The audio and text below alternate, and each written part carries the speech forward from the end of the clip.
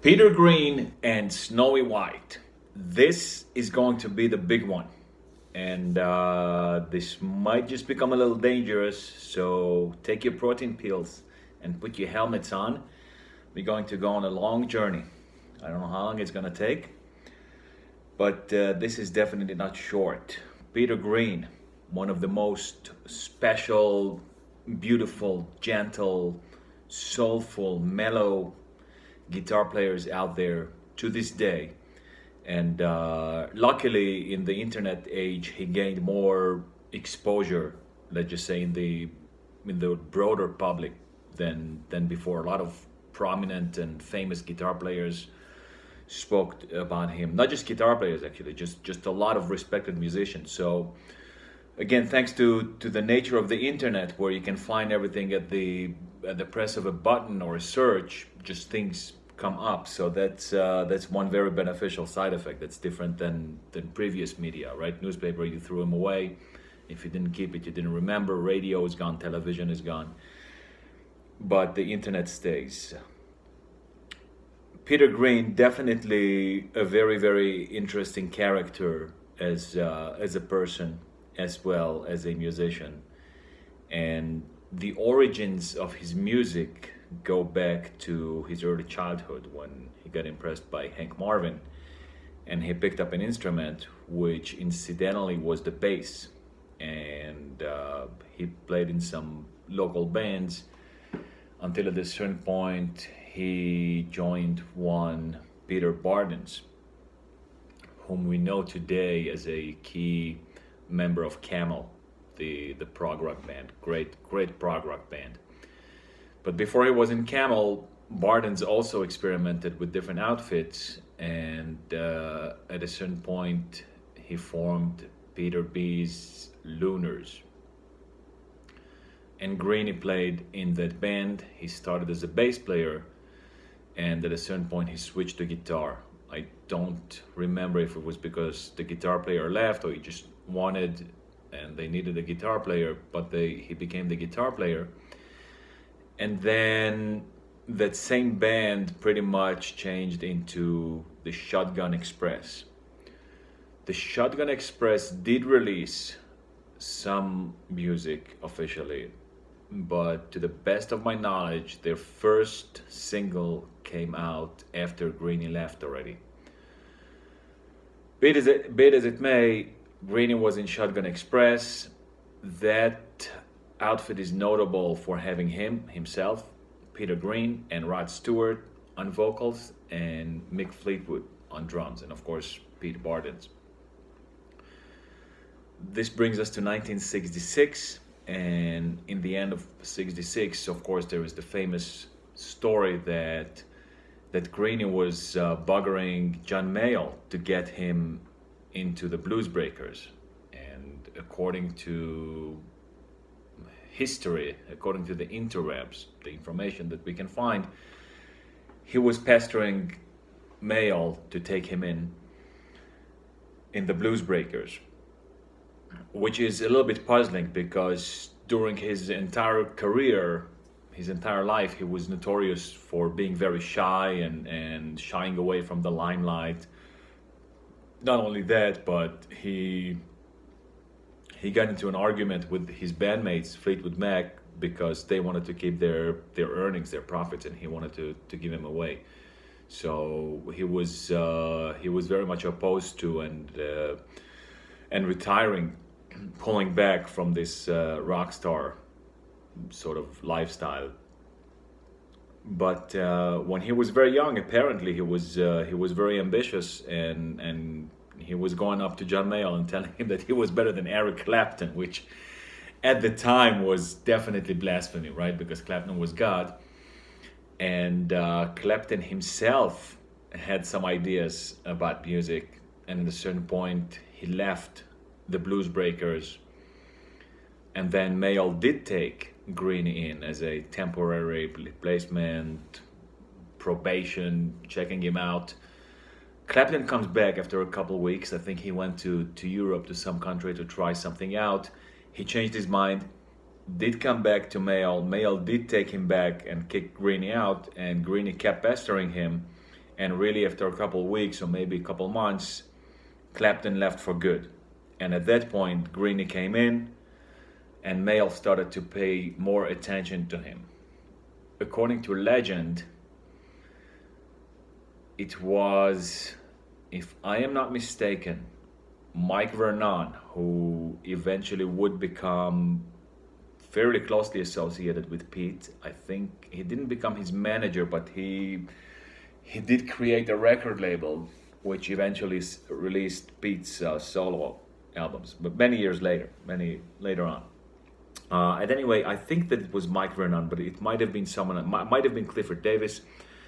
Someone comes into the studio, and he sees Greeny there fiddling with the guitar, and he asks John, "Who is that?" And he says, "This is Peter Greeny." Says, "Who the hell is that?" And he says, "He's Clapton's replacement." And the band says, "Clapton's replacement? You think he's better?" He tells him he's not better yet, but he will be better one day. And Mail was definitely right. In '66, they go into the studio to record this masterpiece. This is a great album on many levels, but just on the musical level, it's very well made, very well recorded, very simple. I think that there is very minimal kind of manipulation studio work here. They played most of the songs live, all of them together, or here and there maybe they did some splitting. This technology was nascent. So besides for Greeny and Mail, you have John McVie and Ainsley Dunbar, famous English drummer who was in quite a number of different big groups. And you have the beautiful liner notes, which people don't do that much these days.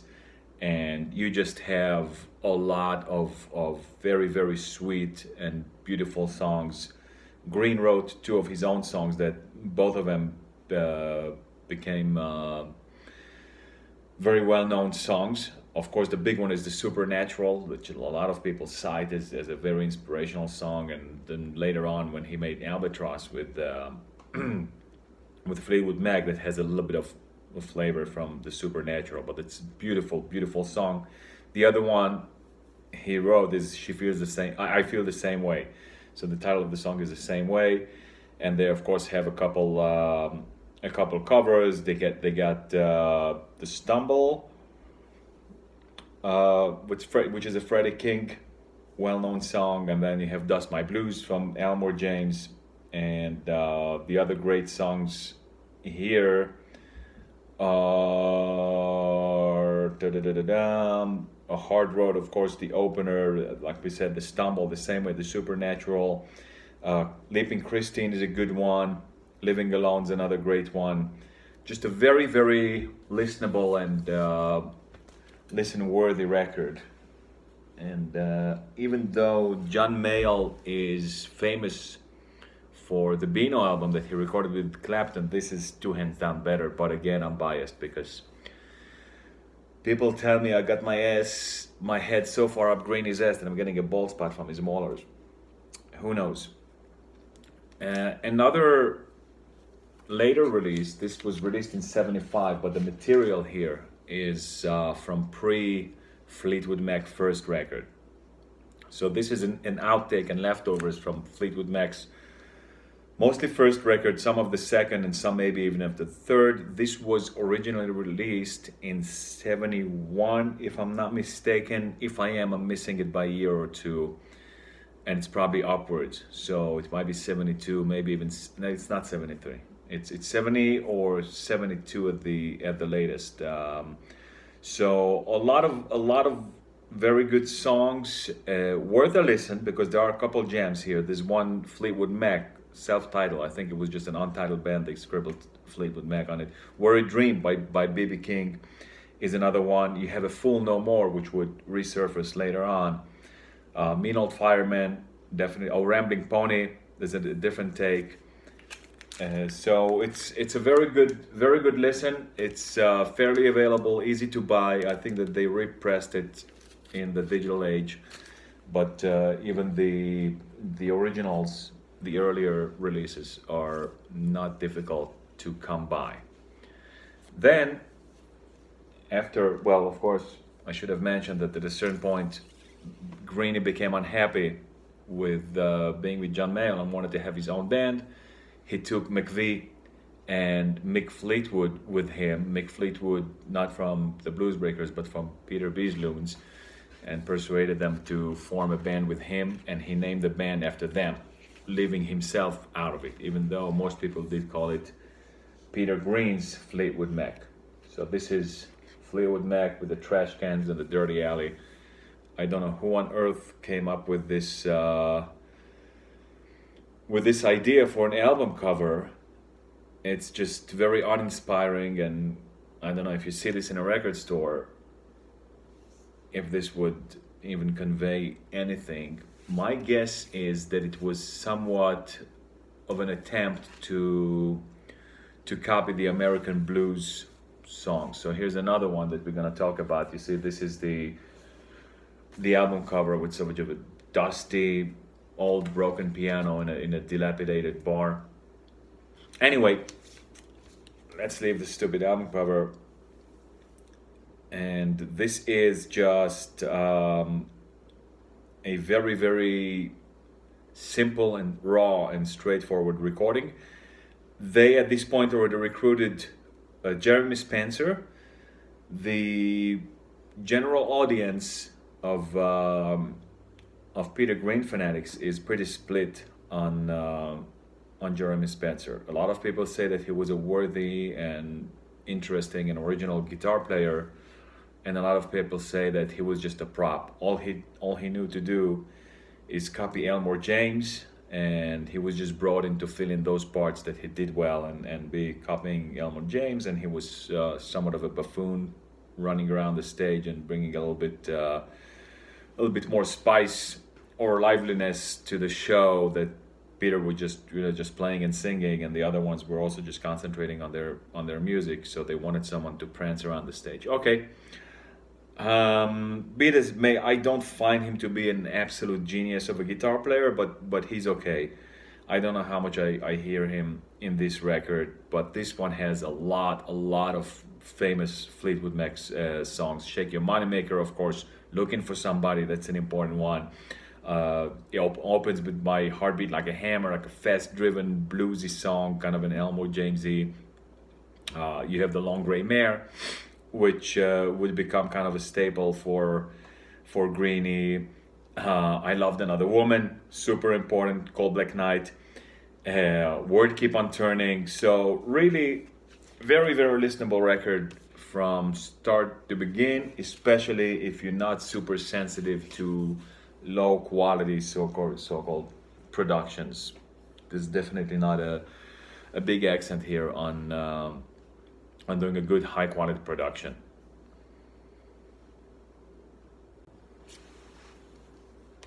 Next up are another two interesting releases, not necessarily must-have ones, not super incredibly great, but nonetheless interesting. We have Blues Jam at Chess. I think that this is what the original release looks like, and this was released with at least two other versions later on. One in the US and the other one, I think, also in the US, or maybe in England. Actually, this is also a US release, and it was recorded in the US. And this is just Fleetwood Mac jamming along with big blues names of the time.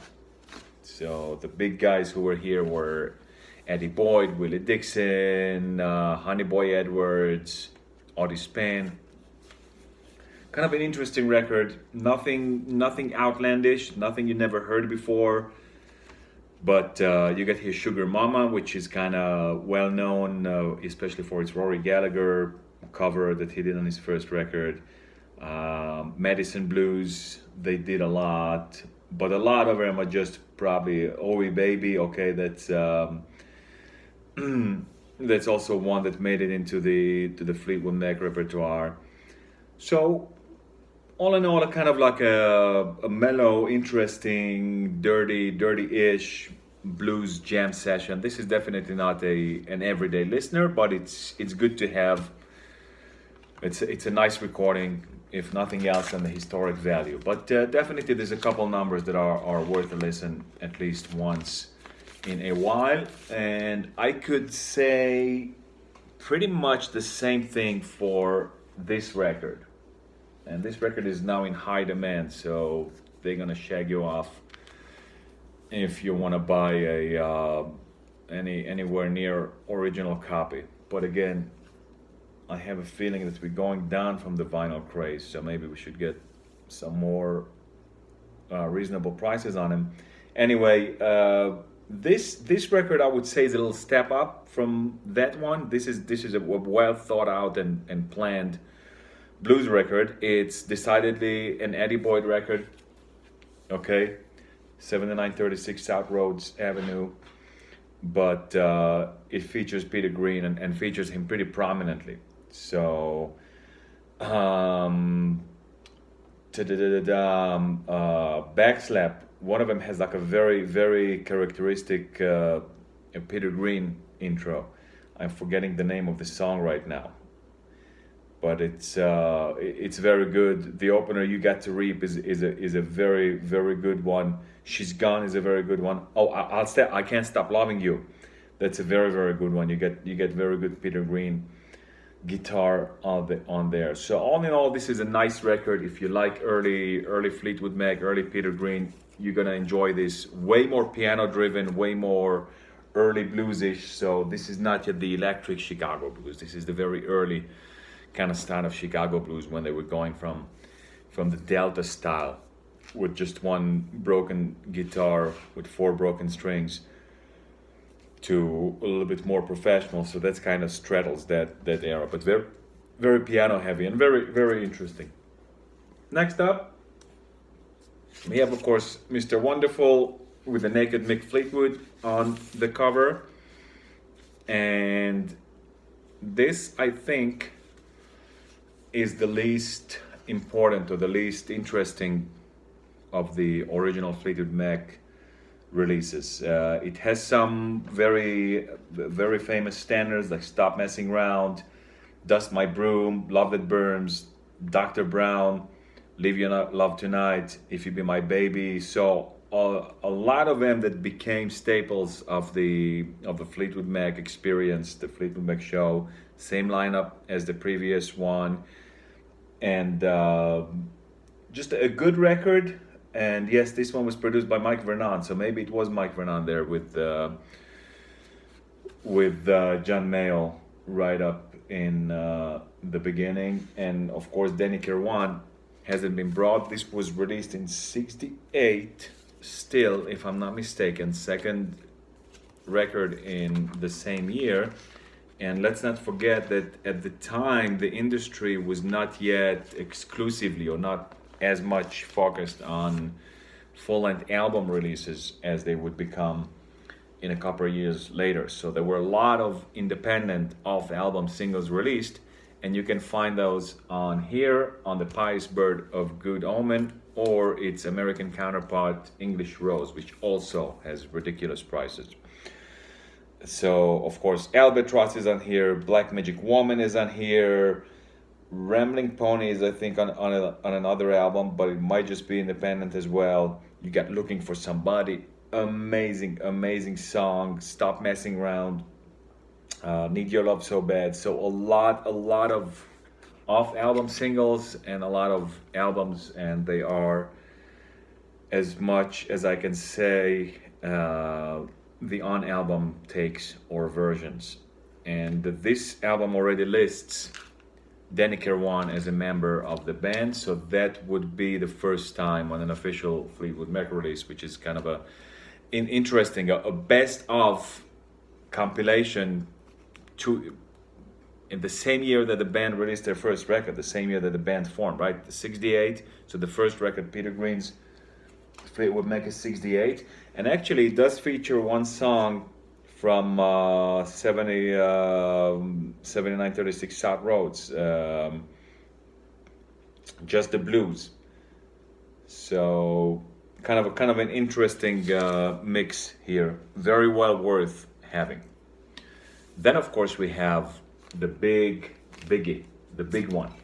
Then Play On. This is the signature Fleetwood Mac. This is Fleetwood Mac at their Fleetwood Mac-est, which is kind of an interesting statement because with this record they definitely deviated from their stereotype of what they were known for. So this is definitely not an exclusive blues record.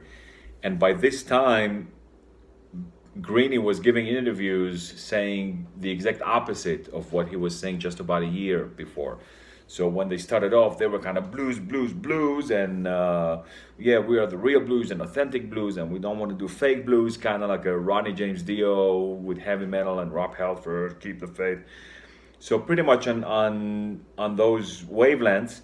And then just about a year into this, they change and they say, oh, we don't necessarily have to be just blues and only copy the blues. And this is like a very kooky, crazy, insanely good record. Very interesting. It doesn't fall in any set category. It's blues heavy, blues guitar heavy, but the compositions go all over the place. You got here a lot of psychedelic and rock style of and pop kind of stuff.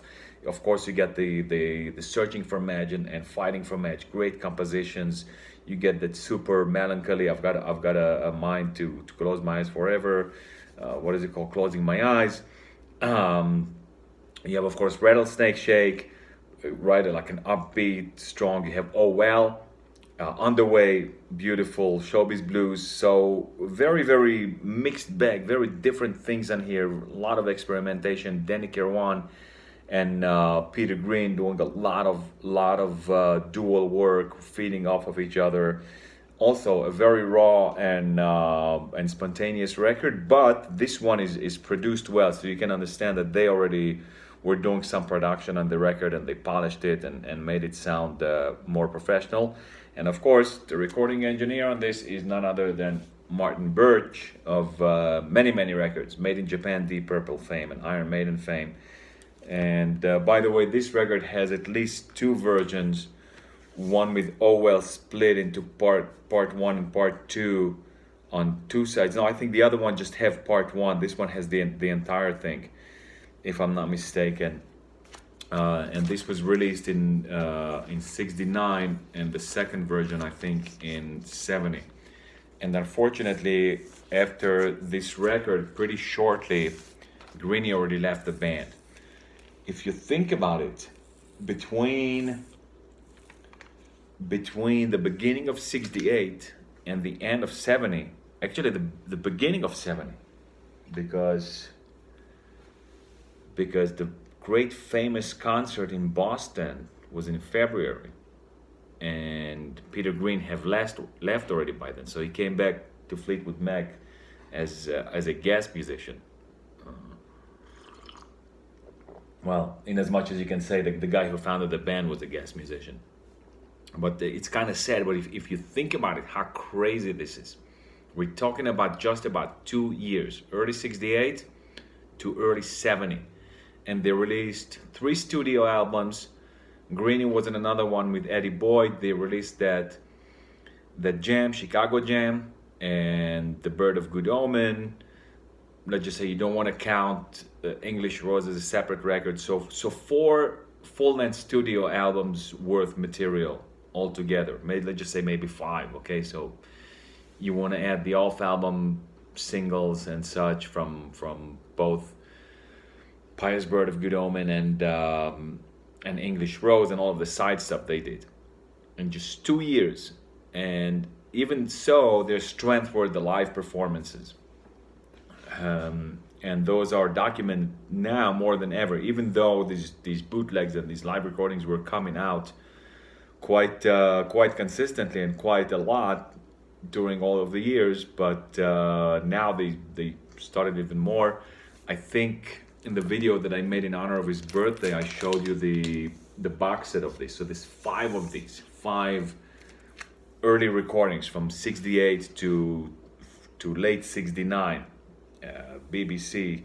This would be the first record from that box set. Go check out, if you didn't see it, the video that I made for his birthday.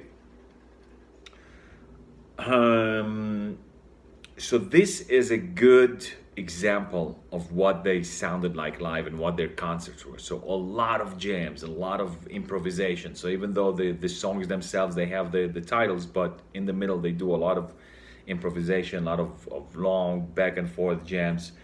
So pretty good if you have the patience to sit that through. It's not always great, but it's interesting. And there's a lot of off album songs that you can hear here. So they were doing a ton of stuff, covers and their own stuff and jams. Again, if you're a lot into Greeny and Fleetwood Mac, this is worth it. And again, there is a whole box set of this. This is just an independent release of the first record. I think this is 100% identical to the first record, or if not, there's a minor change. But that one has 5 full records of all kinds of concert radios and radio recordings, and it's mostly in Scandinavia. Some of it is in the United States. Okay, this we don't need here. Just an interesting.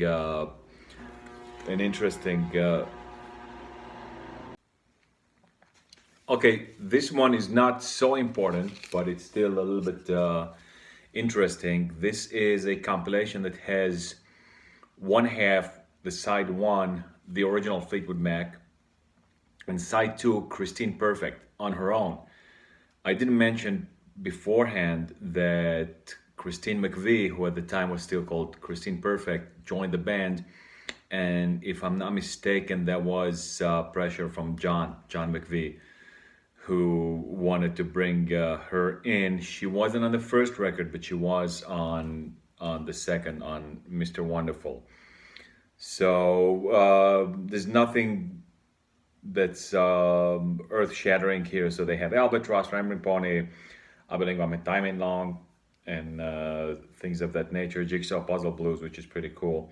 Need Your Love Tonight. So just like a sweet little compilation that came out in '77. So of course this is when Fleetwood Mac is going big, and I'm under the impression that this is like a kind of a little nobody company, and they couldn't secure the rights for the famous records, right? It came out in '75, '77. So they just took the earlier material. I don't know how well this compilation did, but I remember that pretty much every time I stepped into a record store, I saw at least one copy of it. So I think it was around, and it was trying to capitalize on the success, on the big success that Fleetwood Mac would going to have later on. Be it as it may, this is a very, very important and significant record. The interesting thing about it, that it didn't come out until 85 or 84, something like that. I think this is 1985. I don't even see a date in here. It's called Shanghai Record. So that's how you know that this is the real McCoy. And this is from the notorious, infamous set of reunion concerts in Boston in February of 1970, where Greeny came back temporarily to the group, banged out those days, maybe a couple more dates. And this compilation only has 7 songs on it, and for years that was the only thing that was available. They printed this with, I don't know what, dozens of different covers and titles, but this was always the same thing, same recording, nothing different. Here's another copy of it, same exact thing. Nothing is different except the jacket and the name.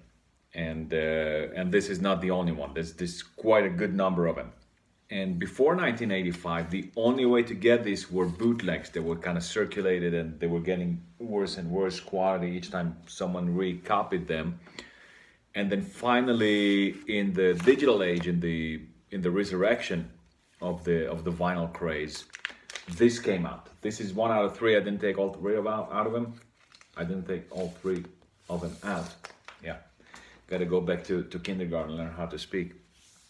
And this is a very, very cool record. This is one of those that I wholeheartedly recommend, even if you're not a diehard Greeny fan. But again, Otherwise, what would you be doing here? So they did this very, very well.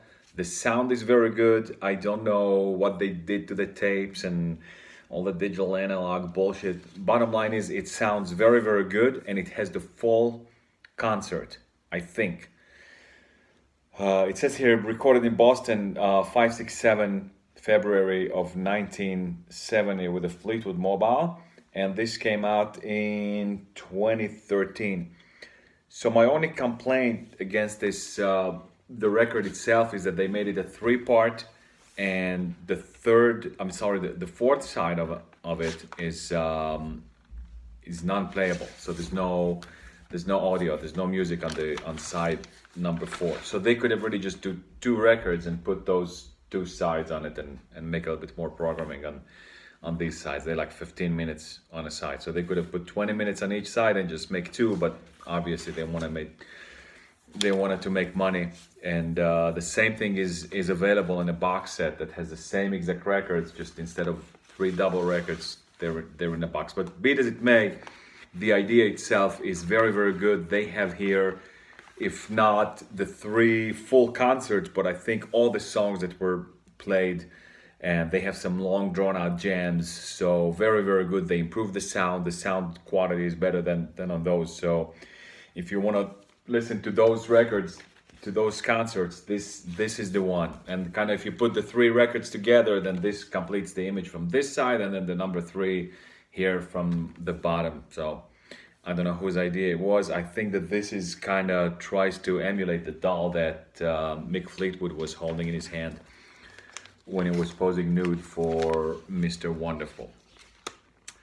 And here, unfortunately, ends the history of Fleetwood Mac, at least the original Fleetwood Mac. Afterwards, they would go on and slowly become another band. They bring in, before Lindsey Buckingham, they had another guitar player who was very good, and I forget his name right now. Shame on me. So that was kind of a interim phase of the band, and then Lindsey Buckingham comes in with Stevie Nicks, and of course they go on to be very famous. In 75 they released the self-titled albums, but beforehand they had Bare Trees, which was very good, and a couple other songs. And actually Greeny came to play a track, I think, on Penguin, if I'm not mistaken. Be it as it may, in 1970 Greeny on his own records this.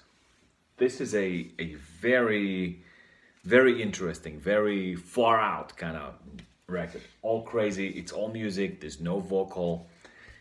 It's a bunch of crazy musicians. The drummer is crazy, the bass player is crazy, the piano man is crazy. This is, whatever you want to call this record, it's kind of gonna stick because there is a little bit of it. But I think most people consider this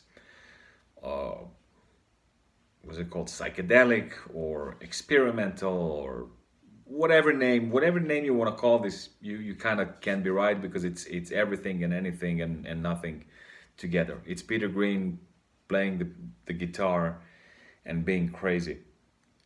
And of course, this is after he sort of lost his mind. His bandmates, especially Danny Carwan, he was very adamant.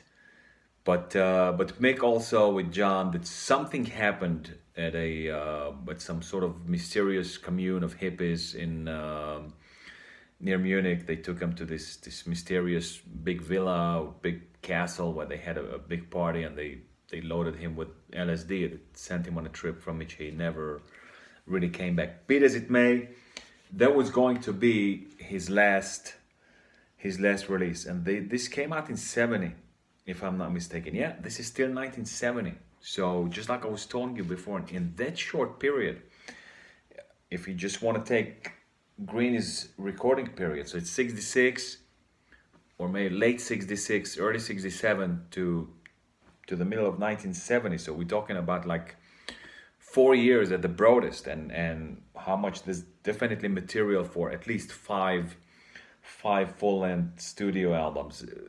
In reality, it's more like 6, and amazing. And then he fades away, he disappears.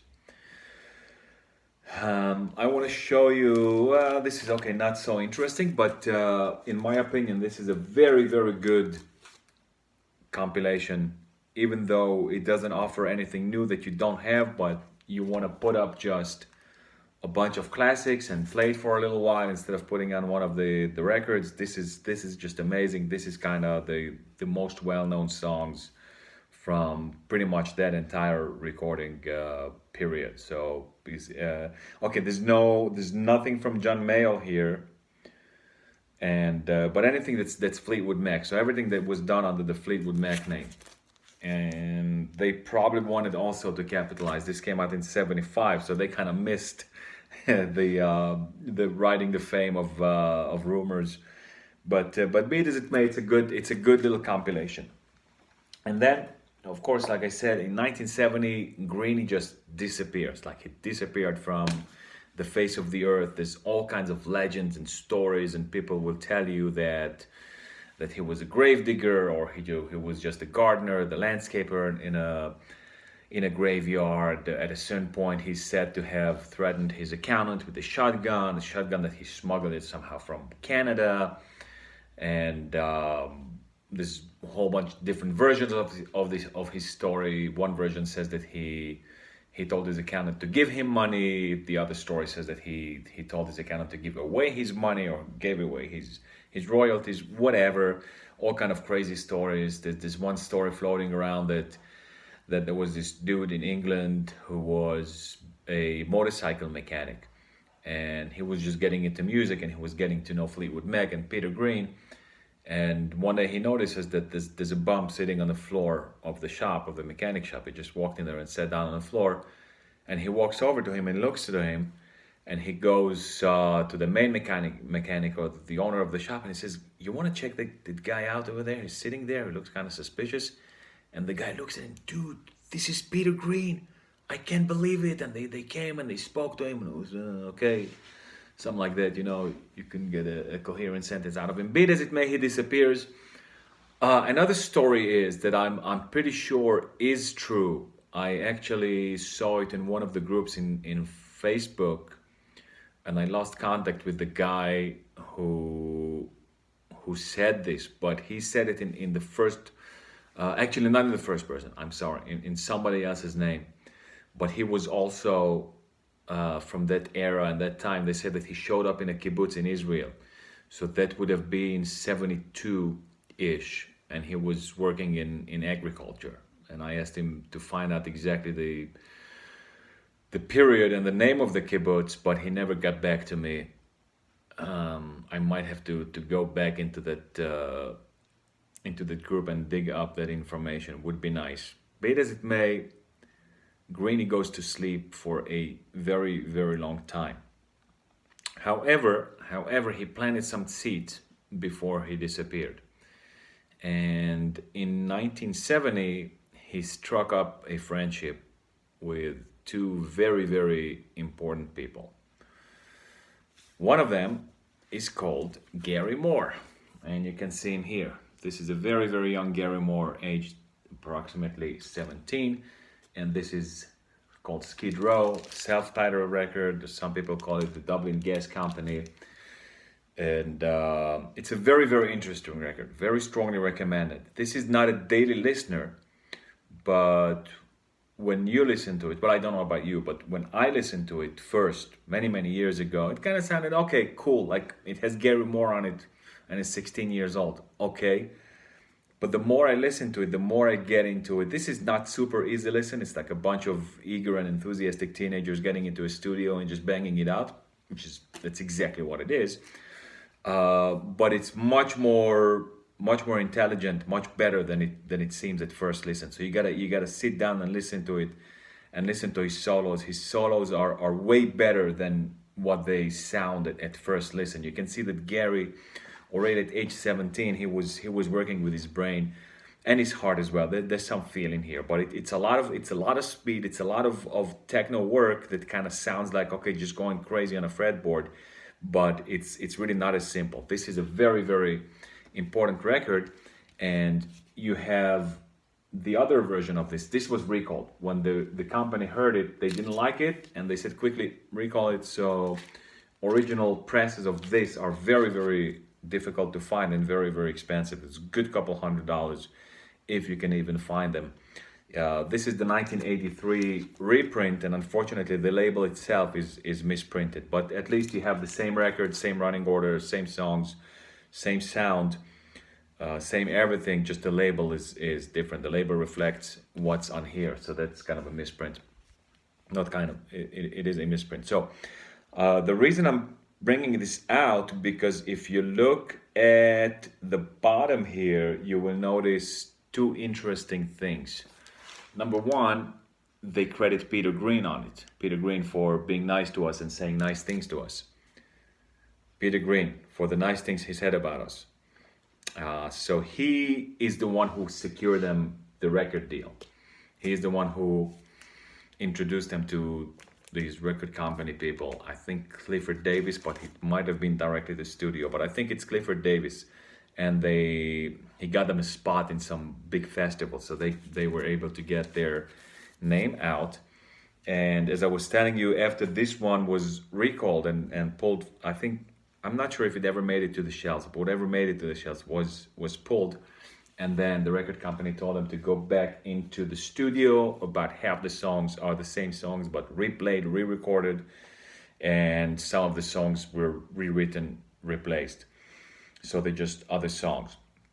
And I plan one day on recording both of them and comparing the songs. So those that appear only on one, we'll play them first back to back, and then one after the other, those that appear on both of them, and then those that are only on this record. So the reason I wanted to take this out, because it says here produced by Clifford Davis.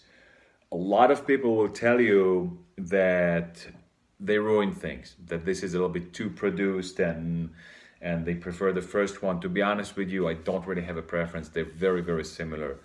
The difference is not huge, but I just consider myself blessed and lucky to have both of them, and they're definitely worth a listen. So these are not just to be in the library because they have Gary Moore on it. They're very, very interesting recordings. Be that it may, Greeny disappears and nobody knows what's with him. And of course, time goes by. Time, it waits for no man. My fate is sealed. And in 1979, Greeny comes out of hibernation after many, many rumors that people said that he's this and that, and he did something in the late 70s, or he was in a madhouse, and then he was released in a madhouse in 77 or 78. And there were rumors that he was going back to the recording studio, which turned out to be true. He did go into the recording studio and recording the first time in 9 or at least 8 years, and this was the outcome. And with this enters Snowy White, and Snowy White is the second young person whom he befriended in late 69 and 70. And by the way, the famous story of Greeny, the 1959 Gold Top that he sold to Gary Moore, just for what Gary was able to sell his own guitar for. And then it became the famous guitar with which Still Got the Blues was recorded and some other ones. So that guitar, apparently Greeny offered it to Snowy first before Gary, but Snowy had an identical one that he scored in Sweden and he loved it and was already used to it. And he already had a couple of customizations. So he said, no, thank you. What a mistake. But that Gold Top also has kind of a little bit of a similar history. Anyway, this is In the Skies. This is a very, very sweet, mellow, non-pressured, no pressure, just Greeny enjoying to hold the guitar in his hand and strum on it. And of course, as you would expect, many people, if not most, will tell you that he's lost his magic touch, and this is not a big deal. To me, it is a big deal, especially having Snowy and Greeny on this record is like it's a double orgasm, man. It's a great record. He might not have the super obvious charm, but he definitely has that sweetness, that delicacy, that sweetness of the tone. The compositions are also very strong on this album here. It's a mostly instrumental, not too many vocals here. The vocals are Greeny's, and in subsequent interviews, Snowy always stressed that this was a Greeny project. Greeny called him to put some extra guitars on the album, and he ended up telling him, "Oh, you do the leads, you do the leads." So a good number of leads here are Snowy's, and they playing here together, and it's a very nice, very good record. The record closure, Apostle, it's a very sweet, beautiful, just guitars, just Snowy and Greeny together. It's very nice. 7 Stars is another one. Funky Chunk. In this record, you can hear already that Greeny was starting to inject a little bit of reggae elements. I don't know what he had from reggae, but this was kind of be present or prevalent in all of his recordings, including this. And this also features a crazy bass player, Kuma Harada, who would end up playing a lot with Snowy in the future. So yeah, 8 songs. Half of it is no, there actually 9 songs. So 4 of them are with vocals and 5 without, and they are Peter Green compositions with some help from Snowy. Very good. Slabode was a classic in a lot of Snow performances. In this Tribal Dance, beautiful song. This would resurface in a future Peter Green record.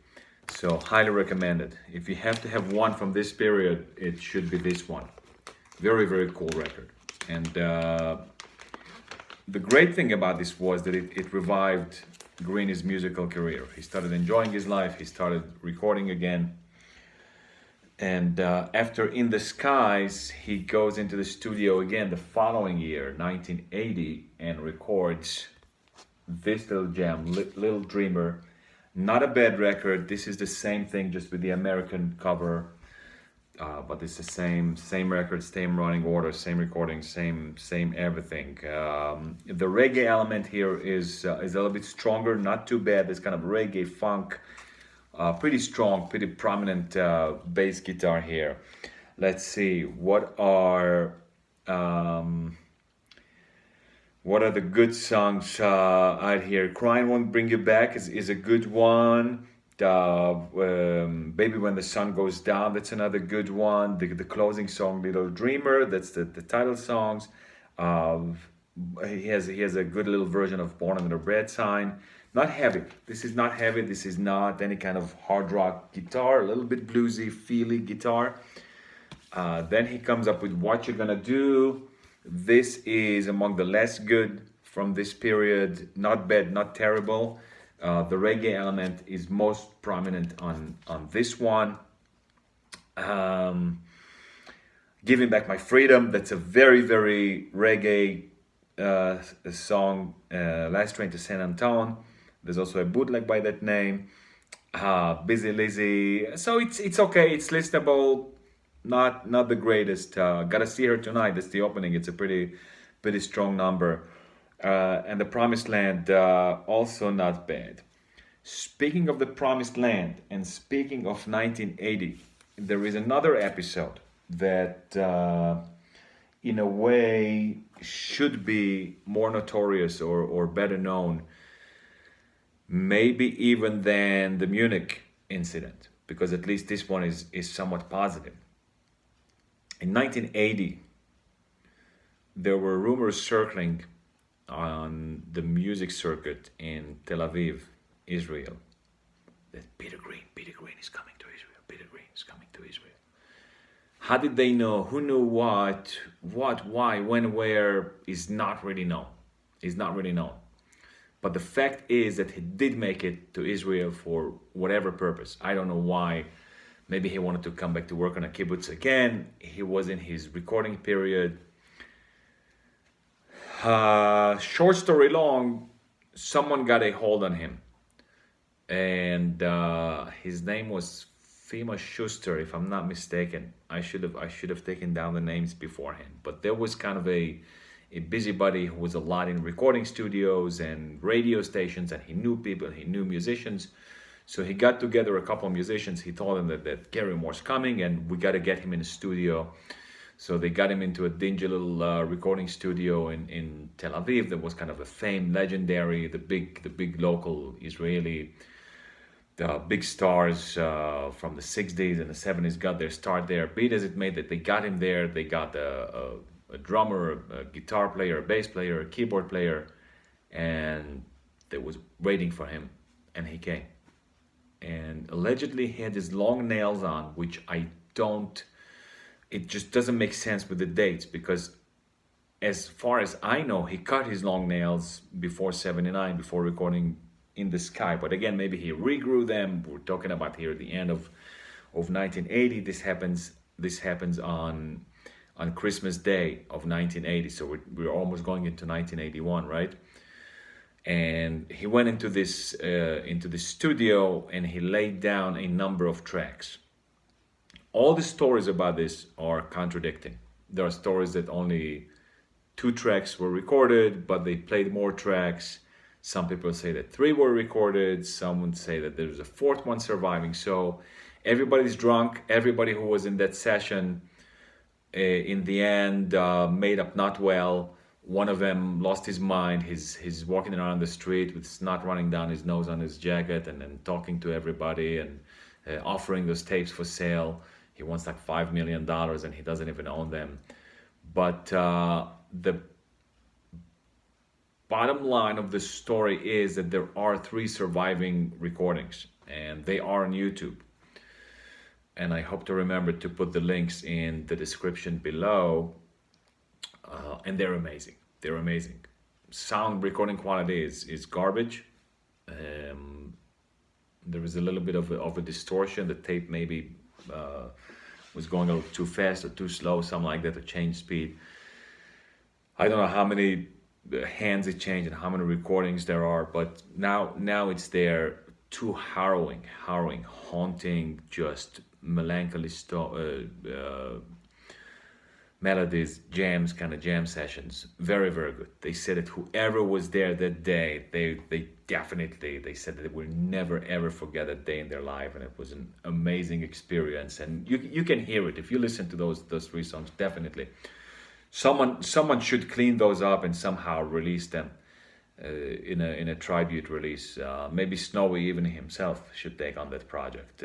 Release all of Greeny's songs that haven't been released or taken into one place. Speaking of which, I'm forgetting another not super important one, but another nice one.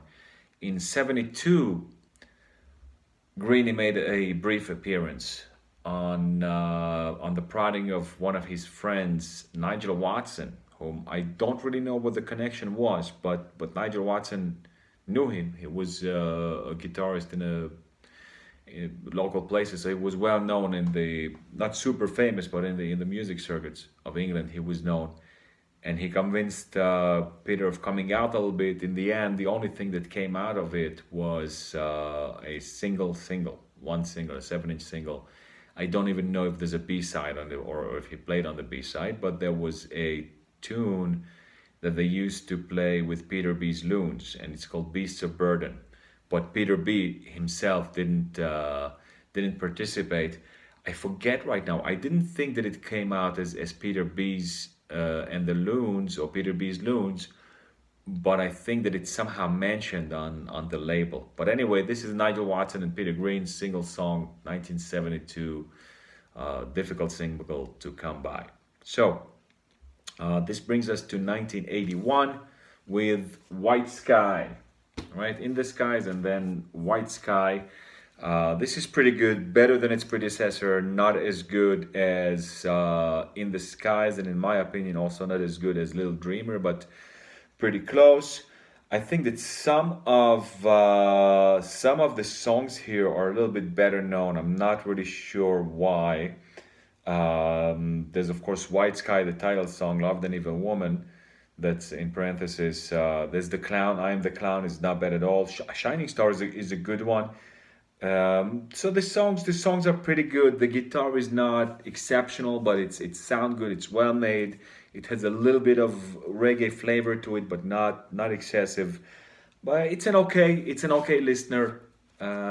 Nothing really special, but if you're a big Greeny maniac, it's good to have. This is just to have in the library. This is a Poland only compilation of the second of the new Peter Green era, from In the Skies to White Sky. So just kind of like a cool thing to have. And this is Colors. This, in my opinion, is, I would say, the best or the second best in this series. Ironically, this is one of the records that the critics crapped and spit on the most. They said that it's not a real record. It's just a a compilation or a grouping of all kinds of songs that are leftovers and didn't make it on the other record, which is kind of true. But this is all played in studio, so replayed, retaken those songs. So they're not completely throwaways. It's like not like the second take tracks or whatever, the leftovers from those records. This is a very, very funky record. It has a little bit of reggae flavor to it, but it's mostly funky. Very, very prominent bass guitar, the bass pushing, all of the other instruments. It's a good listen. To me, at least, it's a good listen. I know a lot of people hate it, but I love it very much. Black Woman, that's a banger, a great song. Gotta Do It With Me, another one. I guess Peter was in a sexual mood on this one. The Bandit is a good one. Funky Jam is a very, very nice one. It's a long jam, long drawn out jam. What Am I Doing Here? The opening thread. So it's really, most of the songs are really, really very listenable, very good. And like I said, a lot of strong, hard pushing bass guitar. Mo Foster plays on some. Okay, no, no wonder I like the bass. Okay, that Mo Foster, that Mo Foster plays guitar, plays the bass like a mofo. So this kind of a couple of guest musicians here, but yeah, Jeff Whittaker is on the drums. So pretty cool. Next up, he released another interesting piece. A lot of people say that this is the best from this period, and in my opinion, it's the least good. It's not that it's a bad album, but I think that the other ones are better. But who knows? Maybe tomorrow I'm gonna change my mind. This is a very, very interesting record because it was taken up as a blues project, and it ended up not being real blues. It's about as blues, I would say, as Then Play On. So sort of on that level, or on par with that idea. So kind of blues based, blues underlying idea, but it's not really blues. There are some blues moments on here. Zulugan West is a great one. Then you got Stranger Blues, another good one. The Case. It's an amazing track. One More Night Without You is a Ray Dorset number. Oh, Boogie All the Way is also very, very good. Boogie All the Way is definitely worth a listen. So all in all, it's a good record. You know what? I'll give you that it's better than What You're Gonna Do. It has notoriously featuring Ray Dorset and Vincent Crane. Vincent Crane is from Atomic Rooster, also not a very well-known band. And Ray Dorset, of course, of Mungo Jerry. So worth a listen. But many people will tell you that this is the best of this batch. And so we started with In the Skies, that was released in '79. And this brings us already to 1984 or 5, if I'm not mistaken. And Greeny goes into his second long hibernation.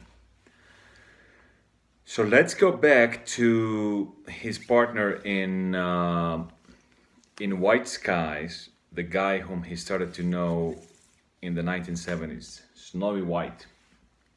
I got the Snowy White bite, the Snowy White mania when I bought Thin Lizzy's Chinatown. When I heard the opening harmonies on "We Will Be Strong," I fell in love with the guy, and I immediately went to check him out. And I went to the record store to pick up his first record. This is, by the way, an alternate edition. This is from Portugal, if I'm not mistaken, and this has a slightly different running order than most editions, which look like this, but the songs are like this. So Snowy White, amazing guitar player. He started his career as a studio musician. He played with a bunch of musicians, and then he decided to go solo. But he was first discovered by Pink Floyd. Someone recommended him to them. He said one of the managers or one of the record company executives told Snowy that Pink Floyd were looking for an additional guitar player, kind of blues style. They want to incorporate that in their record. And he says, who's Pink Floyd? He wasn't really paying attention, so he explained to him a little bit who they were. This goes back to '77, to the Animals sessions. So back then, I think you could be excused of saying who's Pink Floyd, right? Again, maybe not if you're in a music business, but he wasn't really familiar with them. The story goes that he went down to the studio, he met David Gilmour, and David Gilmour told him pick up a guitar, start playing. And Snowy said, you don't want to audition me, you don't want to go through something. He says, if you we know that you can play. If you couldn't play, you wouldn't be here. So I guess they had on good authority that he was worthwhile. And the story goes that he said that they told him go get a guitar and put some guitar on this track that we're working on. And he just went over to the guitar rack, took a white Strat. This was Gilmour's signature white Strat, and the track they were playing is Pigs.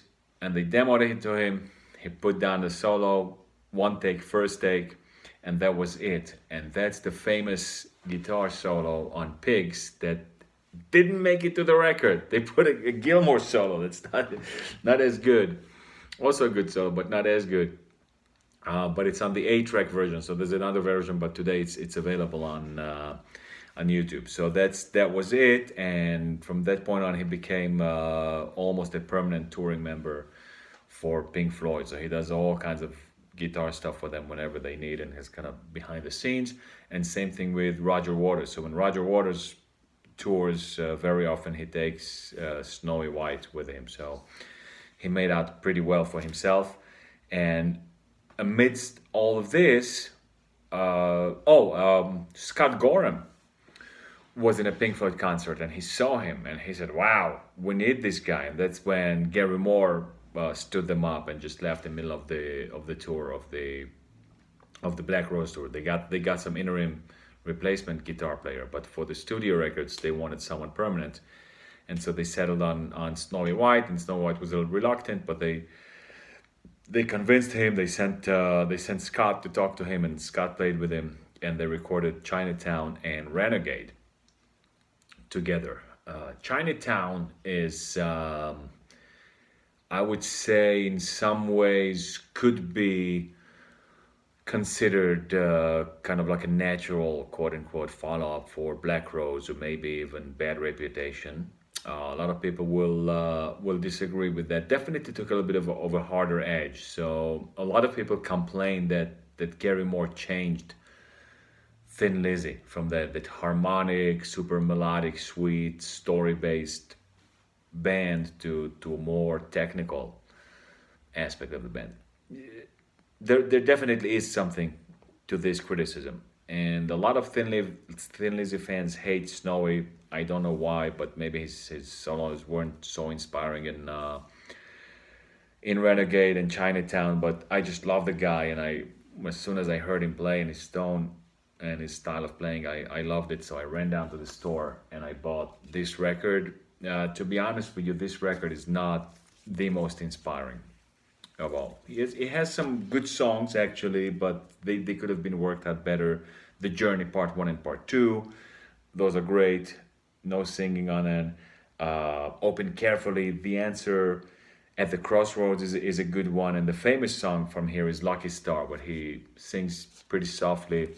And he didn't want to sing, but he couldn't find a lead vocalist, so he ended up laying down the vocals himself. He figured he'll get someone else later. The company released it like that with a placeholder, and someone from a radio station liked it and kept playing it in a busy time, and it was a pretty famous show. So it became a minor hit, so it kind of became known. But again, this happens before the internet era. You get forgotten. I don't think he ever really made it famous or big on his own band. Same record, different edition, different running order, but otherwise these are the same recordings. This is his second offering, and this is a very good record. This is a very good record. Land of Freedom has a banger of a solo. He's got Kuma Harada, crazy bass player. This is kind of a bluesy pop or poppy blues, if you will. Kind of very tame drumming here, no heavy metal, no Rush, Neil Peart kind of stuff going on. But again, you don't need this, of course, in a blues record. This is not an outright dirty kind of blues. This is a polished, like I said, a lot of there is some synthesizer and keyboards. Fortune, my favorite song off of the record. So Breathless. So good in every. Peace on Earth is another one. This is a very good record. Could be a little bit less poppy and a little bit less produced, but otherwise a good record. Then comes That Certain Thing, and this record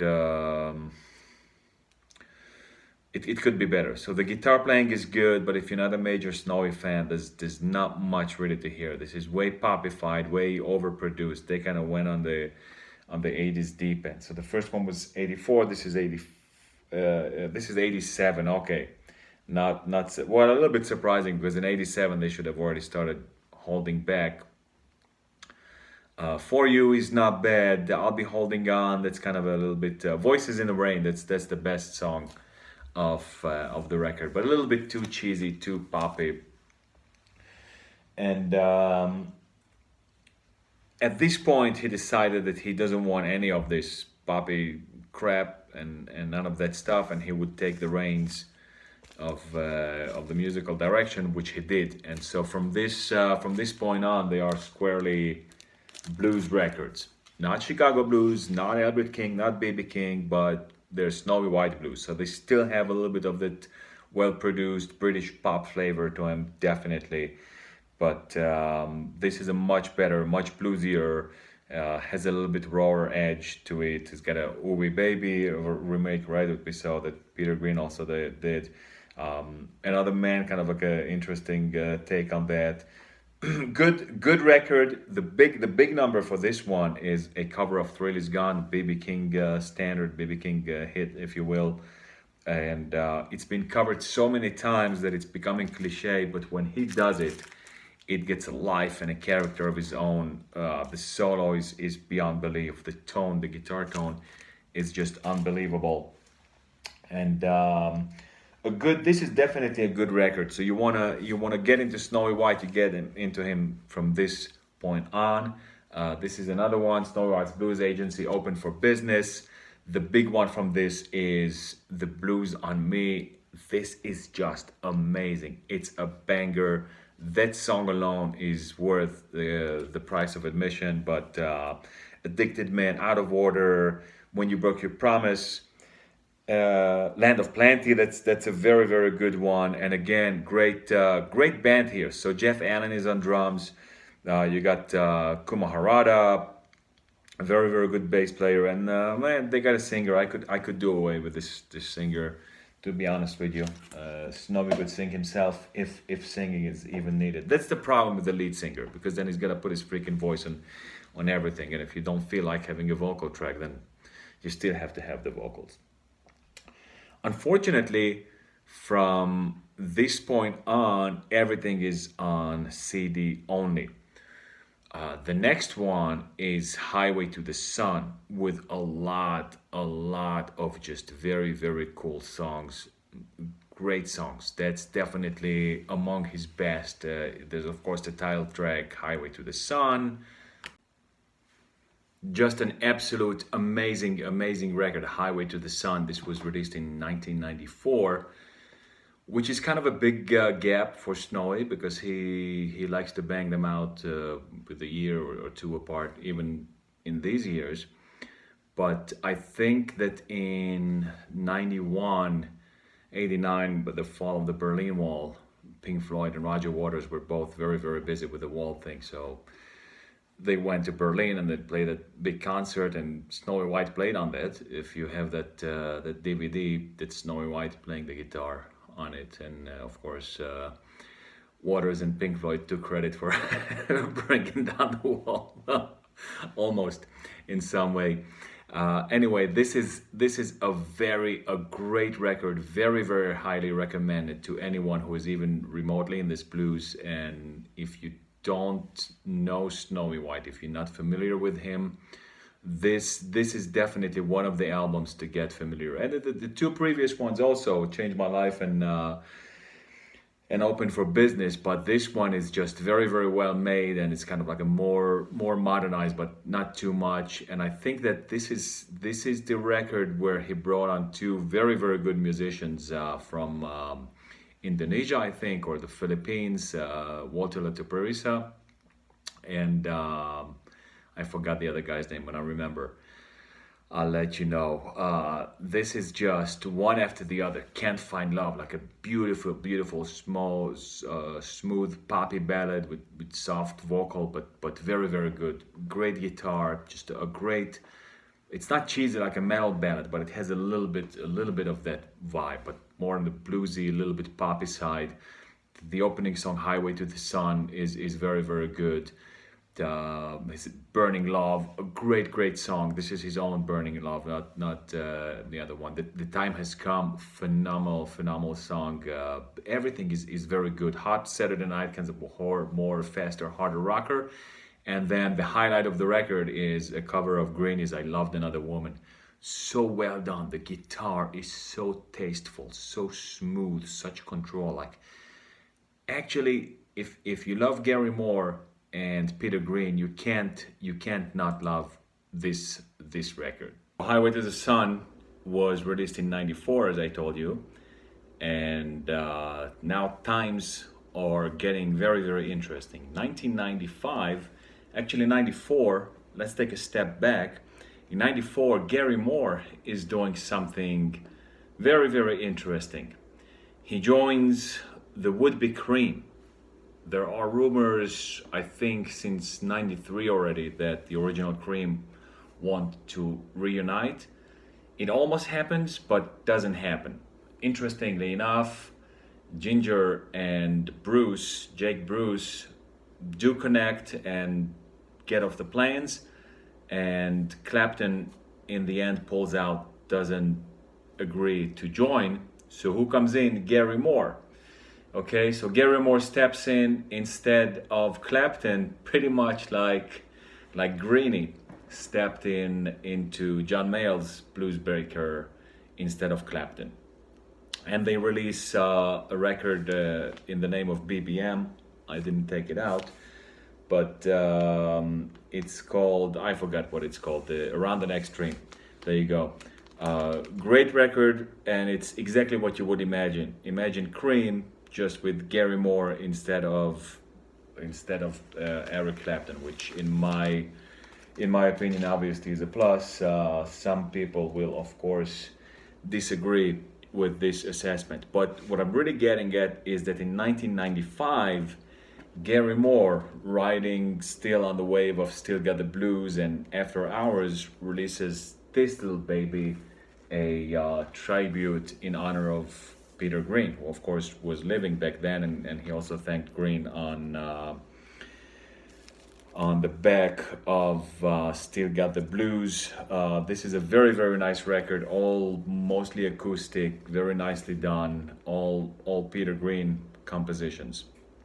And some of them, he's got Love That Burns, he's got I Loved Another Woman, Looking for Somebody. All these three, Snowy White also covered.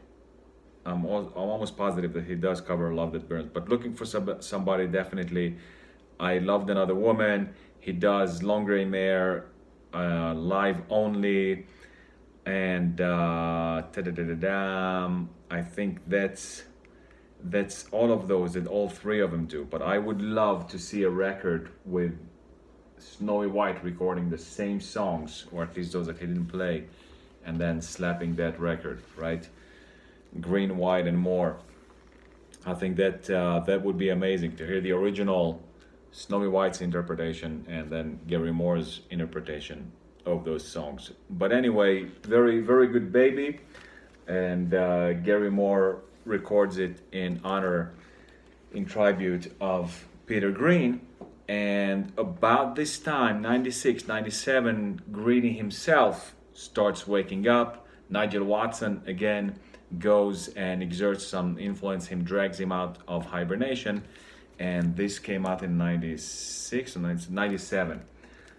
This was marketed as a live recording, although I have my doubts on it. You can hear some audience noises between the tracks, but it doesn't sound like an honest-to-God live recording record, but it might be. I think that what they did is that they brought a professional mobile recording studio and so played it to the audience, but recorded directly to the studio. That's what it sounds to me. So it's kind of like a studio but live recording.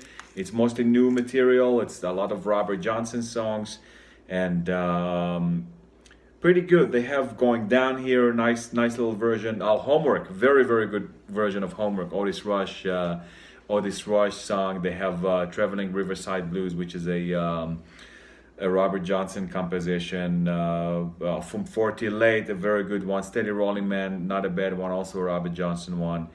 All in all, it's a good, very, very nice, very listenable record. Not earth-shattering, not completely out of this world, but again, if you got your head far enough Greeny's ass, you'll like this record.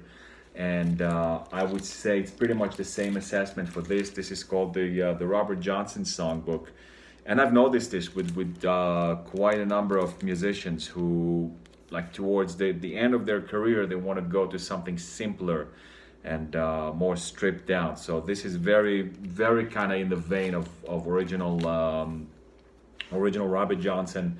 Just no frills. Most of the stuff here is pretty much just Green here, with the vocal, with a little bit of accompaniment, a little bit of piano and some drums, but it's very, very, very basic, very, very light, and a lot of feeling here. So if you're into that kind of thing, you will like it. To be honest with you, this is not my favorite among what Greeny has to offer. Next up is really an amazing banger of a record. This is live with the Splinter Group, Soho Live at Ronnie Scott's. It's a very, very good record. If there's one from all of the Peter Greens that you must have, if you can only have one, I would very, very strongly vote for this one.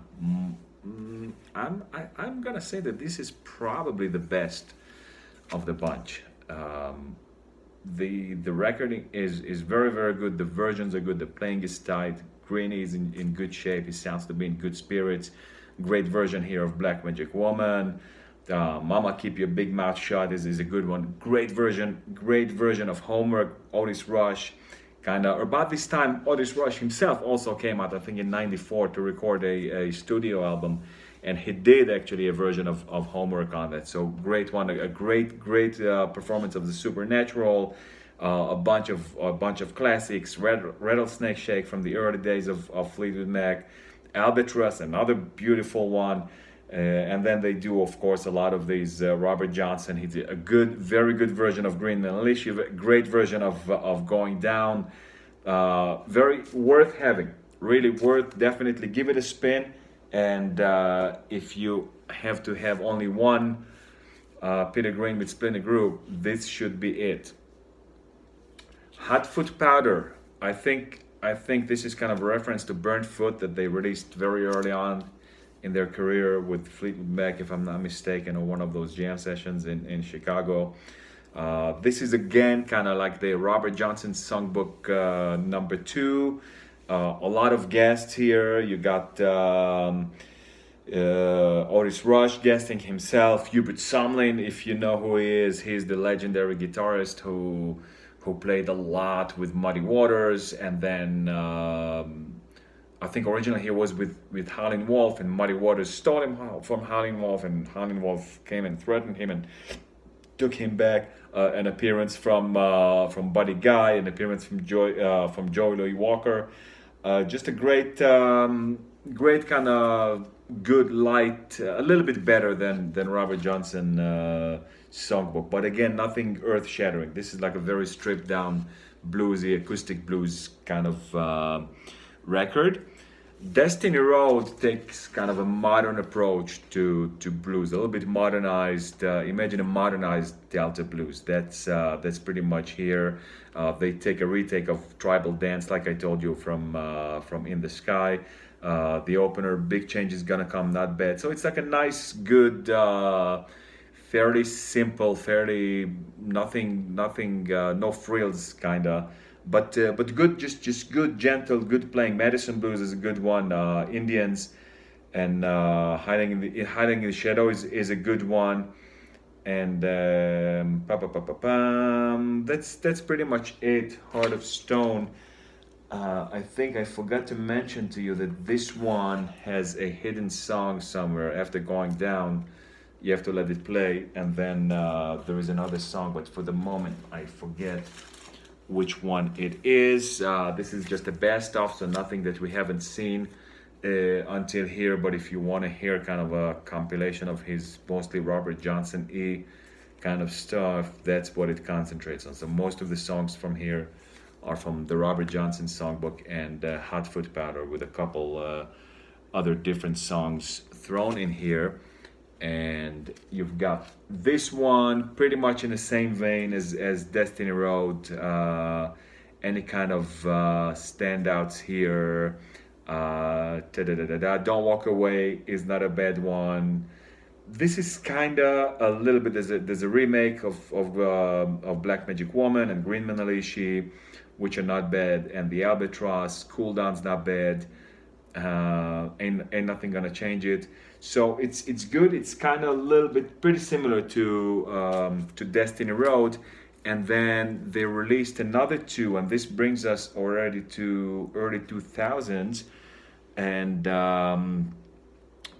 there's another two. Blues Ain't Something. That's kind of like a more British bluesier, more coming back to the early Fleetwood Mac, of course, with the 2000s flair.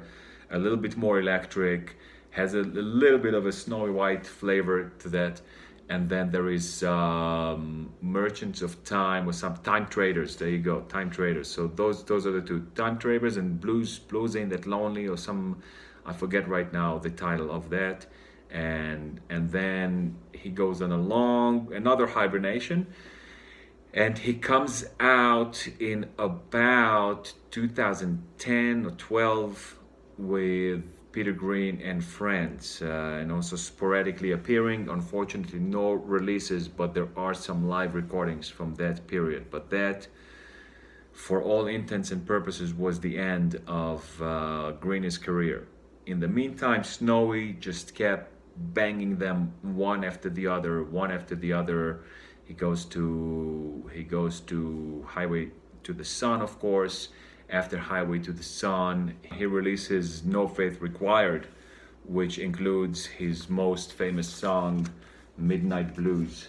This is the one. Anyway, great song. I think already on this record he starts making something like a little bit in the area, the direction of what you would call today ambient music. Of course, it's not to that extent, but the background is a little bit like that raspy chugging, drum and bass going together. He made it a little bit more ambient, I think so. Name of the Lord, kind of very, very political song. And he has his famous song, Midnight Blues, where he has that famous, great, heart-wrenching, heart-shredding solo. So, Blues Like a Fever, very good. Also like a more of a driver, a good, strong bass, leading bass in it. I just love this record. It's a great record, has liner notes. I think that this only existed, I know, this only existed on CD until a little while ago, and then they decided to release it on record, which I'm very, very happy about, and I really think he should do all of his records. So Little Wing brings us already to 96 or 98. This is kind of a Hendrix-ish. He covers great cover of Little Wing. The first move kind of also more like a rocker, and Long Distance Loving, great, very, very moody, thumping forward, chugging song, right? But in a blues, so it's a blues, but it's a strong, it's a hard chugging and melancholy blues. So very, very, very good, very good record. Also not as good as Highway to the Sun, but very good. And then again, he releases another one, Keep Out We're Toxic. And that one was released after. That's also a very, very good one. It has Flamingo Lake, also another super moody, super with a bluesy solo. Just great. A very, very ambience and mood setting song. Silence in the Valley and Haria, it's an instrumental. Very, very good. Keep Out We're Toxic. What Would I Do is kind of a more driving, fast-paced, almost poppy, jumpy. And then you have When the Rains Don't Come. It's kind of another drier, heavier, more soul, more feely kind of soul, more bluesy, but also heavy from the mood perspective. Next up we have Restless. This takes a little bit more raspier, more straightforward, bluesier style or approach. I think he heard the criticism of himself. He's got Soldier of Fortune. That's kind of the ballad, quote unquote, on the song, and has You Can't Break My Heart is another good one. That's kind of the bluesiest one. He's got Restless and Restless 2, that's spelled with T-O-O, so also Restless, right? Playing words. And The Time Has Come. Oh, that's a phenomenal song. Definitely the best song of the album. Very, very good, very melodic, and also very bluesy at the same time. Has a great solo on it. So all his records are good, and but I think up till now, the best, in my opinion, here is still Highway to the Sun, with strong competition from Blues on Me and Change My Life. But next up, he releases the real banger. The Way It Is is an amazing record. He brought on Max Middletown. Max Middletown is just a magician on the keyboard. He's so good with capturing the essence of the music's at hand, and here he's like a very, very bluesy piano, like a prominent blues piano with even a flavor of jazz. I think in this record he started injecting a lot of jazz flavors, and he kind of got criticized for it, and he keeps sliding in and out of it. Anyway, The Way It Is, probably my all-time favorite Snowy White record. and it opens with a remake of Bird of Paradise. If you know him, he always said in interviews that he wasn't happy with Bird of Paradise and it was too poppy, and that's not what he wanted to be known for. And so he redid it here. It's ironically, it's not a bluesy, a little bit bluesy version, but bluesier definitely than what he did originally. But this is like a very, very slow, I don't even know what that style of music is. Maybe a little bit injected with jazz and a little bit of South American flavors in it. They play the drums not with the sticks but with the brushes. Very good, kind of like it doesn't have a steel drum sound to it, but it suggests a little bit of a steel drum. Anyway, this is definitely worth listening to. The solo is out of this world, and he has a crazy jammy, little bit of jazzy, jumpy, jazzy slash funky version of Black Magic Woman. The intro is amazing. This is the best ever version of Black Magic Woman, if you can imagine that. And yes, including Greenies and including Santana's. This is like imagine a jazz funk. Well, just go listen to it. A jazz funk version, and very hard, very strong driving, big bass, big drums, like almost kind of like a heavy metal idea to it. The one that takes the cake is the opener. Oh my God, Snowy, he likes doing that. It's kind of like Blues on Me from Open for Business. It starts kind of just a simple strumming on an acoustic, like a steel guitar sound almost, and then he brings in the vocal, and then all of a sudden he goes into this this drum and bass and guitar out, like like Jimi Hendrix on Piece of Mississippi, right? Like Led Zeppelin like to do that. All of a sudden, like the guitar just comes out with a big shriek and a fast lick. That's kind of and all in blues, right? Amazing. So these three are kind of the first three in the record, and they sound like independent songs. And I think that that's exactly what happened. That he already had them ready to go pretty much, and he just has to finish some of the instruments or the final polishing, and then they did. So from track 4 and on is the album proper. It's not doesn't say on the record, but you can find this information. So I think that the first three were already ready, and they were from different sessions, and they replayed them. And now the album proper starts at track 4 with What I'm Searching For. And this is so amazing. It's really so amazing. The record is just one big long masterpiece. A lot of instrumental, not too much vocal. I think that he got rid of his main singer, I think, by Open for Business, and from then on most releases he did his own vocals. Oh, I'm sorry, I forgot to mention there is another live album that he did with Mick Taylor. He's kind of on the background, but he plays on all the tracks, and he plays a lot. And it's called Live in Geneva, if I'm not mistaken. That's somewhere around the time of No Faith Required, of Midnight Blues. That's what I wanted to say. It's not Gary Moore's Midnight Blues. It's his own Midnight Blues. So back to the way it is. I'm talking about it so much because it's such an incredible record, right? Again, it's kind of like you would think, like a concept album, not from the lyrics perspective, but the music is literally from one song to another.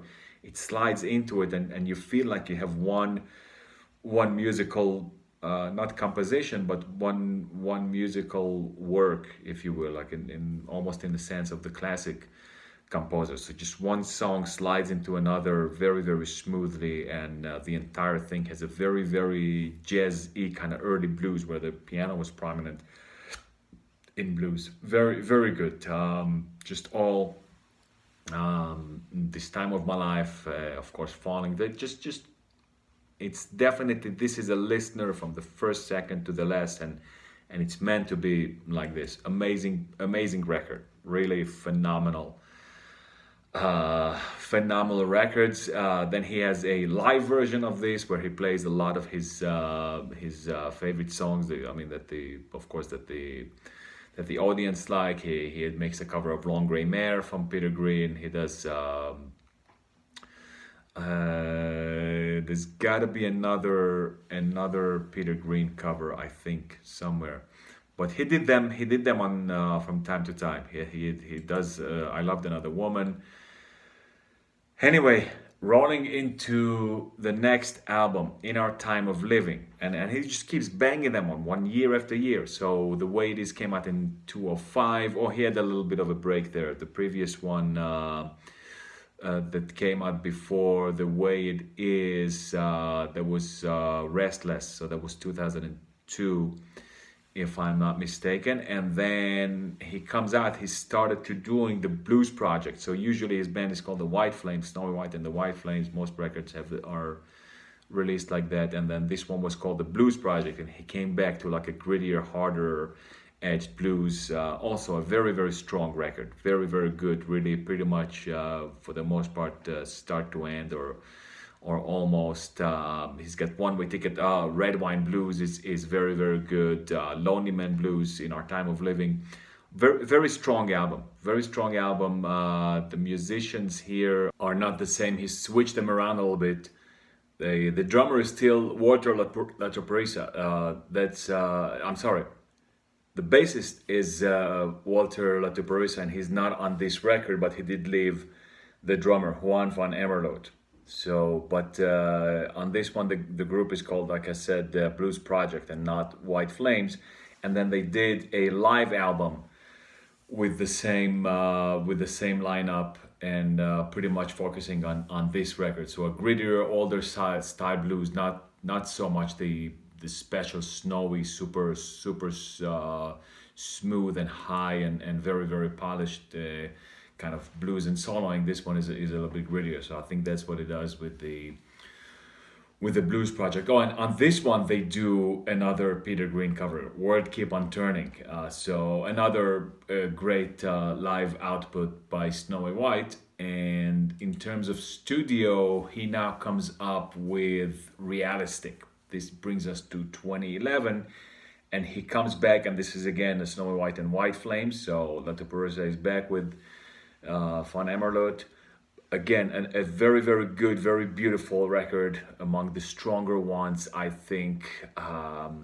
Has Love Is Not Possession, like a very... It's a little bit difficult to explain sound verbally, but it's a smooth and yet hard and gritty bluesy in the same vein that he was doing, like his ambient blues, very, very special, very unique, but harkens back a little bit to Restless, and maybe even in some ways to The Way It Is. So another smooth, cool record with some beautiful melodies, beautiful playing, and great guitar playing, great solos, and not just the solos, the entire strong structure. Writing the blues is a freaking amazing song or track, if you will. Just another Snowy one, and he keeps banging them one after the other. Then he does After Paradise with Snowy White and Friends. Here they do a Sleigh Baudet that they did on Greeny's In the Sky live. This is a live, I think it's a DVD only, kind of like a special release, but they do a lot of their earlier stuff, and it's all on video. So I don't think that there is any other. There's no just a CD, or definitely not just a record. And they do Midnight Blues on this one. Awesome live version of Midnight Blues. He does a Bird of Paradise, and that's more the version from The Way It Is, and another song from The Way It Is, Falling, beautiful song. So a great, very, very good representation of what they were doing live then, and it goes back to a lot of his earlier records too. So there's a good couple of songs from the first record, so he didn't completely abandon it. Then he goes on another little break. I'm not really sure what he's doing, but this live DVD was released in 12, and then in 2017 he released. That's the name of the record, and this is where he steps a little bit deeper into that kind of ambient, kind of creating an ambience, a little bit less less of an emphasis on the structure and the soloing, but still very blues based. So very interesting how he kind of makes it bluesy, a little subtle jazz sticking in here and there, not too much, and kind of like a gives a very unique sound. And this is where they started to criticize him a little bit more for becoming repetitive after this record. Pretty much everything that he releases from this point on will be more or less in the same vein. So very similar with some exceptions. And one of those slight changes comes with the next record, Reunited. This one comes out under the White Flames, but this doesn't have Fauna Merlut and La Tuparisa, interestingly. He took back his old band with Kuma Harada on the bass. Just a great bass player, and Richard Bailey, who played with him in the beginning. And as you would expect, it still has on the outside, the outer feel or the superficial feel is a little bit like the contemporary records, kind of that moody aspect of the music, but he puts that mostly on the back burner. So on when you listen to it more, that's a little bit more songy, bluesy record, a little bit, I wouldn't say upbeat, but a little bit harder, a little bit less in that ambience kind of idea. So good songs, pretty good, and brings back a little bit the feel of the earlier records. The two good songs, I mean they're all good, but the two best songs I think are Head Full of Blues and Have I Got Blues for You. But all very pretty solid album, and overall a good idea. Maybe he should have abandoned a little bit more this moody kind of ambient kind of thing. And this was 2016, 17. 17 was, I think, released. And then this one was Reunited. That came out 17. And then in 2019, he released The Situation. Again, very solidly in this ambient, moody kind of thing. You really need to sit down to listen to it and to listen to the guitar solos and the music. So he kind of leaning into it. Hard blues. Why Do I Still Have the Blues? Very powerful song. This one is a true blue. Very bluesy, kind of, I would say almost like a midnight blues. The vocal kind of goes well with the song. Crazy Situation Blues. Can't seem to do much about it. That's another one. So all in all, it's a good record, but it's starting to be a little bit heavy. He kind of, I guess he enjoys a little bit. I would compare this or liken this in some ways to Greeny, and Greeny is not the only one, but a lot of musicians in their later career, they go back to the older, simpler, to the Robert Johnson stripped down. So it's kind of a similar idea. It's not so stripped down, but it's definitely sort of simplified and pushing a certain line of let's just say simplicity. It's not so easy, but somehow smoothness, simpleness, not no flashiness. That's what it does.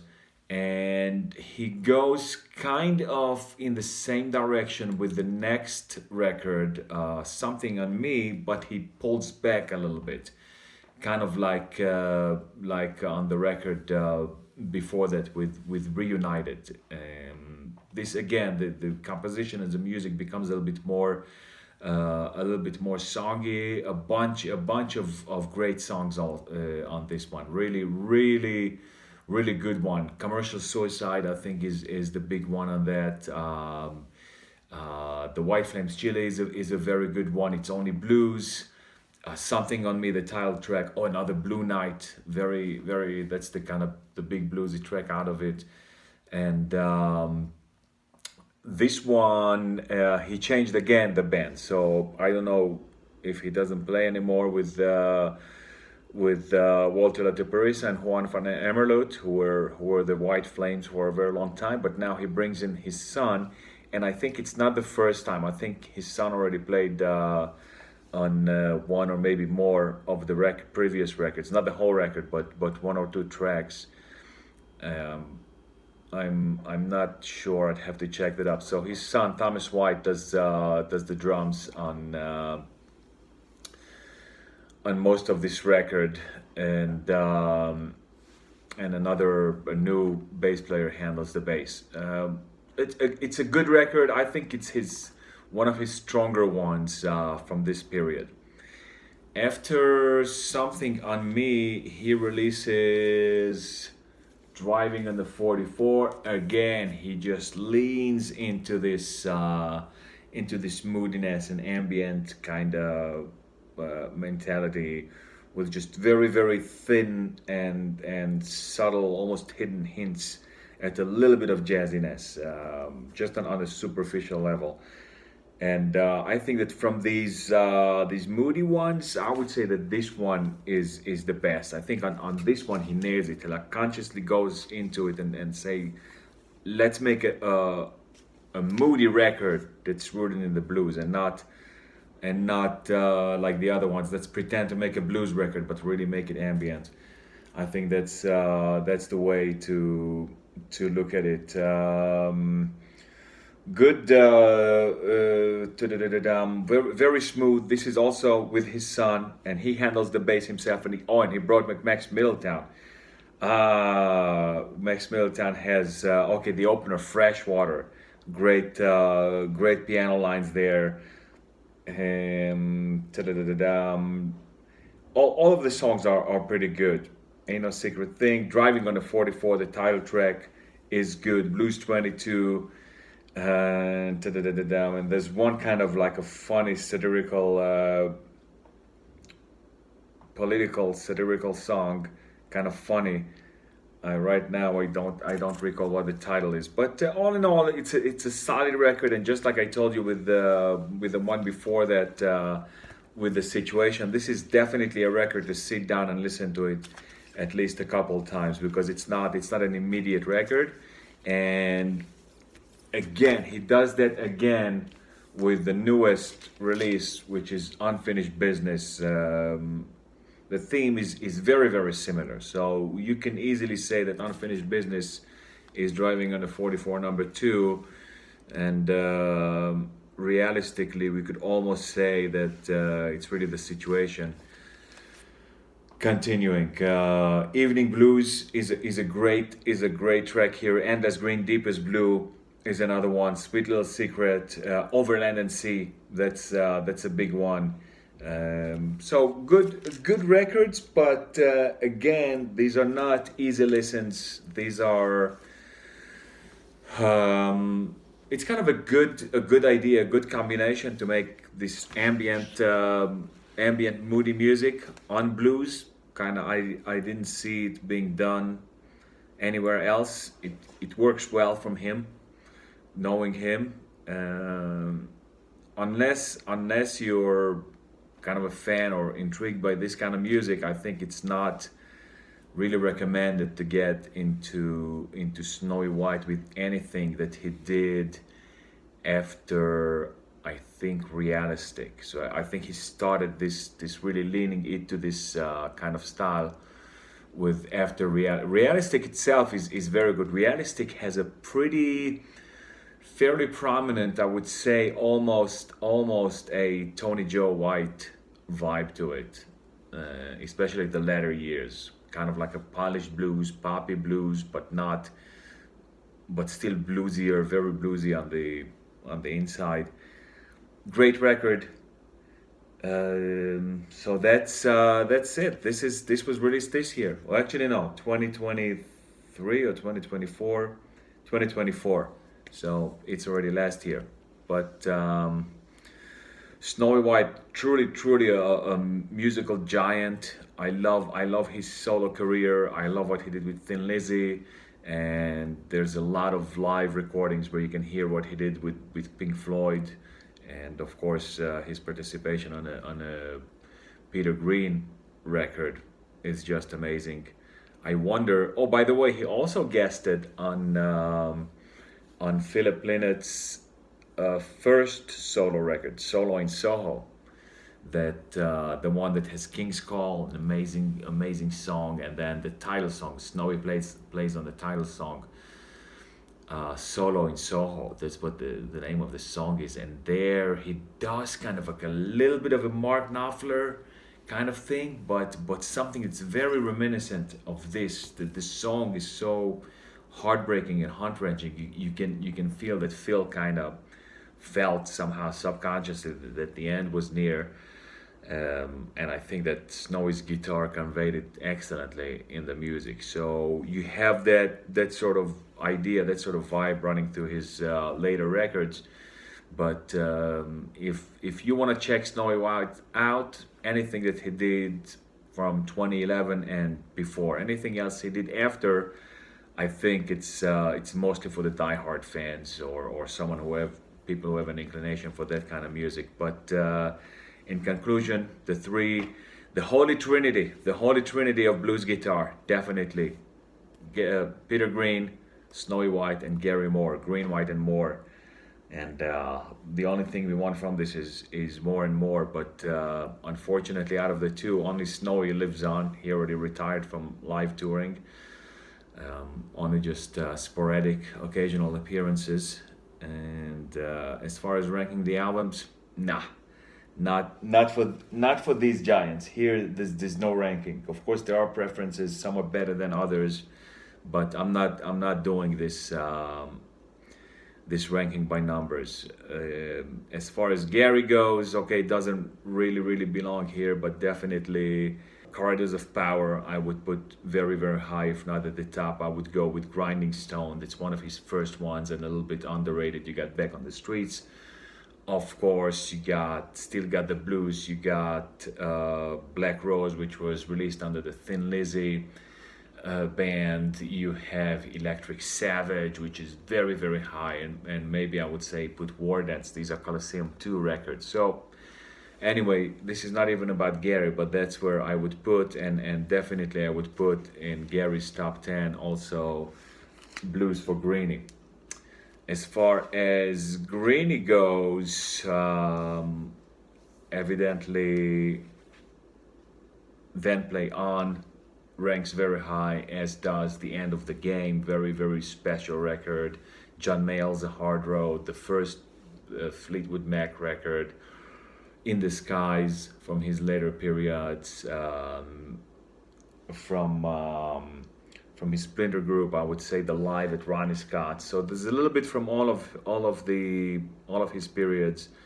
A lot of people say that he lost his magic touch when he came out from the first Hibernation. I don't really buy it, but I can kind of see it. It wasn't that wow, super electric, fuzzy madness, sweet tone touch, but he still had it. And if you do listen to those recordings that he did in Israel, there's 2 or 3 tracks available on YouTube. They are just beyond amazing. So I think it would be a worthwhile project to gather everything that's not released on an official album, put it on an official album, and release it as well as a project of Snowy recording all of the songs from here that he didn't